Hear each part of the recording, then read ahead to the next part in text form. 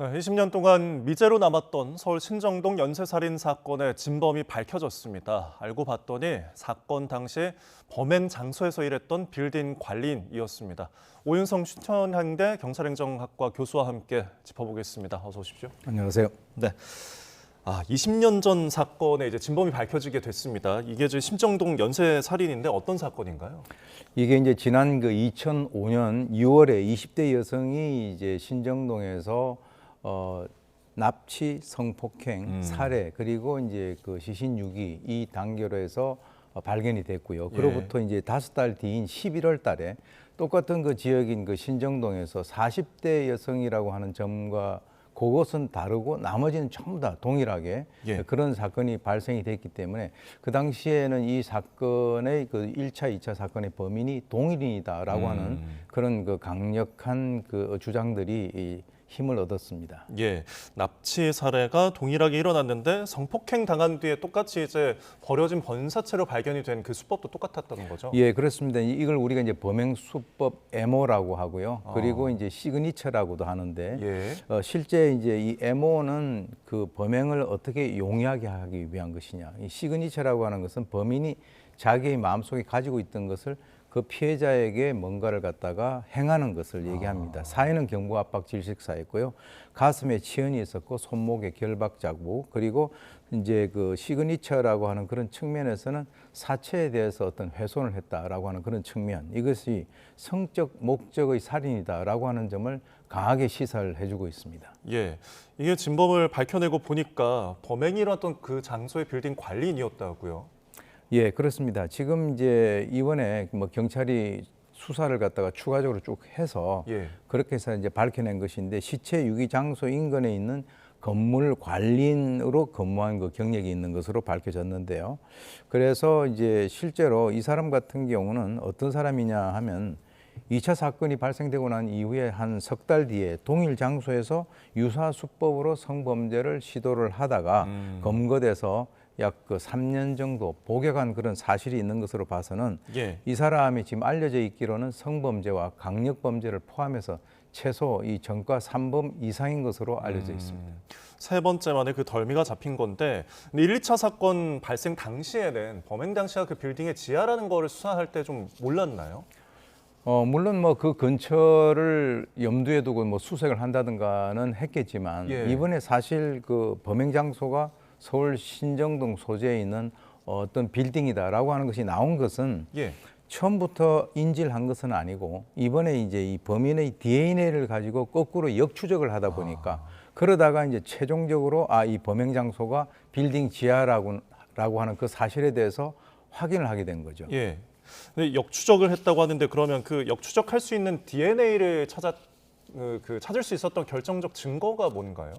사실 이게 2005년, 2006년도에는 DNA가 검출되지 못했습니다. 그래서 이제 경찰은 사실 그 당시 수사를 하는 그 과정에서 DNA를 가지고 수사를 하는 것이 상당히 제한이 됐고요. 이제 2013년에 이것이 이제 미제 사건으로 완전히 분류가 됐었는데 2016년에 이제 서울 경찰청의 미제 사건 전담 팀이 신설되면서 이것의 증거물을 다시 재감정 의뢰를 했단 말이죠. 그리고 2020년에 2차로 또 재감정 의뢰를 했는데 그 2005년과 지금 현재 어떤 상황이 어떻게 바뀌었냐면 이 DNA 같은 경우는 옛날에는 그것을 가지고 시료를 사용하면 소멸됐는데 지금은 그걸 갖다가 증폭시킬 수 있다라고 하는 그런 측면에서 상당히 그 DNA 분석 기법이 획기적으로 발전한 그 결과로 봅니다. 네, 소멸되던 DNA가 증폭되는 기술까지 왔고 예전에 이제 어떤 이런 성폭행 같은 경우에는 이제 신체에서 검출한 어떤 DNA만 볼 줄 알았는데 최근에는 어떤 물체까지도 그 DNA를 확인할 수가 있다고요? 그렇습니다. 지금 이제 이번에도 이제 피해자 속옷에서도 DNA를 증폭해서 발견했고요. 그리고 이제 그 피해자를 묶었던 그 노건에서도 DNA가 검출을 했다라고 하는 그런 측면에서는 이제는 이제 과학 수사라고 하는 그 측면에서 상당히 발전이 됐다라고 말씀드릴 수 있습니다. 네. 그리고 피해자들 시신에서 모래가 발견됐는데 이 모래알도 단서가 됐다고요? 최초에는 이 모래알이 발견돼서요. 이 사람들이 혹시 어떤 어떤 작업을 하거나 건설하는 그런 쪽에 있는 사람이 아닌가라고 해서 경찰이 이제 수사를 했었었는데요. 예. 이번에 이제 범행 장소인 그 빌딩 지하에 그 압수수색을 하고 난 이후에 합동 감식을 한 결과 네. 피해자 사체에서 발견됐던 곰팡이라든가 모래 성분하고 그쪽에 있는 것들이 상당히 환경 유사성이 있다라고 이제 확인이 됐고요. 네. 또 이제 그쪽에서 결박에 사용됐던 노건 등도 발견이 됐다라고 하니까 그것이 이제 상당히 일치성을 가지고 예. 있는 것이죠. 곰팡이까지 일치할 수 있다는 거 알아내는 그 기술력의 발전이 조금 신기하긴 합니다. 근데 이 경찰 수사를 하다 보니까 아까 언급했듯이 똑같이 이제 범행을 저지르려고 했을 때 현행범으로 잡혔잖아요. 근데 1, 2차 사건이 좀 이제 보도에 나가고 그럴 때 이 진범이 조금 자제할 만도 한데 또 왜 범행을 이렇게 저질렀을까요? 아마 제가 봤을 때는 그때 검거가 되지 않았으면 그 피해자를 살해했을 가능성이 상당히 높은 것으로 보는데 예. 그것은 이제 우리가 일반적으로 연쇄살인범 같은 경우는 그 심리적인 냉각기가 뭐 한 석 달 정도 또는 뭐 심지어는 아주 그게 짧아지면 오전에 한 명, 오후에 한 명 이렇게 살해하는 그런 경우도 있긴 있습니다. 예. 그런데 이 사람 같은 경우는 거기에서 검거가 됐는데 그 상황에서 앞에 있는 1, 2차 사건하고 연결을 좀 못 시켰다라고 하는 것이 상당히 좀 아쉬운 부분이죠. 그래서 잡힌 다음에 교도소에서 목욕하는 그 당시에 이 자랑을 했다고 하더라고요. 어떤 심리인가요, 이건? 이번에 이제 그 교도소 재소자 10명을 대상으로 해가지고 탐문을 한 상태에서 지금 이제 이 사람이 수감 당시에 자기가 그런 비슷한 일을 했다라고 자랑을 했다 그러잖아요. 근데 사실 좀 그것도 안타까운 것이 그 중에서 누군가가 좀 뭔가 이렇게 경찰에 제보만 했었더라면 예. 이 사람을 좀 살아있는 상태에서 검거를 할 수 있지 않았나 하는 그런 생각도 듭니다. 네. 사실 범인이 20년 만에 누군지는 밝혀졌는데 범인이 이미 사망한 상태였습니다. 사망의 원인은 어떤 건가요? 지금 이제 경찰이 발표한 바에 의하면 그 암으로 그렇게 밝혀졌는데 뭐 예. 어떻게 보면 천벌을 받은 거죠. 예. 사망을 해서 법적 책임을 물을 수가 없는 상황이 된 그렇습니다. 거고요. 그렇습니다. 네. 이제는 더 이상 법적 책임을 갖다가 안타깝게 물을 수 없는데 예. 제가 좀 이렇게 아쉬운 점이 몇 가지가 네. 있다면 분명히 이 사람도 이제 그 근처에 있었기 때문에 참고인 조사 같은 걸 받았을 가능성이 크고요. 예. 그리고 이제 3개월 뒤에 강간 사건이 발생이 됐다라고 하면 앞에 있는 사건하고의 연계성 그것을 갖다가 좀 따져보지 못했다라고 하는 점. 물론 그 당시에 DNA 어떤 분석에 있어서 좀 한계가 있긴 있었습니다만. 네. 그래서 만약에 이 사람이 2015년에 사망하기 전에 이 재판정에 세워서 법의 심판을 받게 했었으면은 어떻게 보면 이 피해자들의 어떤 한이 좀 더 네. 풀리지 않았나 하는 그런 생각을 해봅니다. 네, 한계가 있지만 여전히 아쉬운 점도 저희에게 좀 남긴 사건이 됐습니다. 그런데 이게 또 관심을 받았던 게 비슷한 시기에 또 비슷한 동네에서 이 사건이 발생했는데 이거는 좀 이제 별도의 사건으로 알려졌습니다. 엽기토끼 사건인데 이건 어떤 사건인가요? 사실 이거는 그 2차 사건이 발생되고 난 이제 6개월 뒤에 네. 2006년도 5월 달에 이제 발생이 된 사건인데요.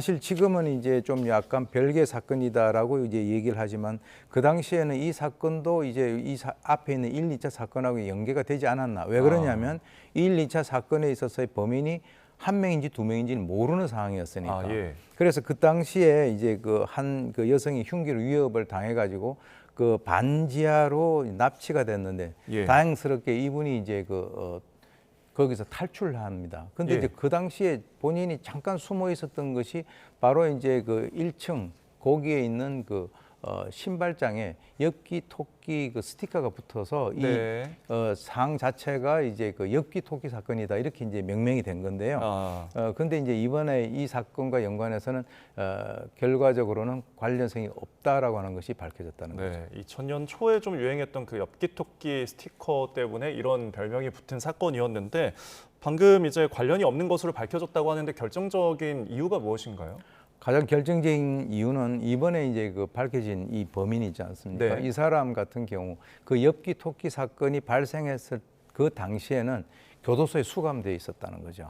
그러니까 완벽한 알리바이가 성립이 되기 때문에 예. 어떻게 보면 이 사건은 완전히 분리가 되는 것이고 그 상황에서는 이제 경찰에게는 또 엽기 토끼 사건과 연관된 이 범인들을 예. 좀 잡아야 하는 그 당위성이라든가 네. 책임 같은 것이 이제 새로 생겼다라고 볼 수가 있겠죠. 네, 결국은 엽기토끼 사건의 이 미수범인은 잡히지 않은 상황인 거잖아요. 지금 예. 어느 정도까지 특정이 되어 있습니까? 지금 현재 뭐 이쪽에서 발생된 사건 중에서 좀 대표적인 것이 노들길 사건이라고 하는 것이 있는데 네.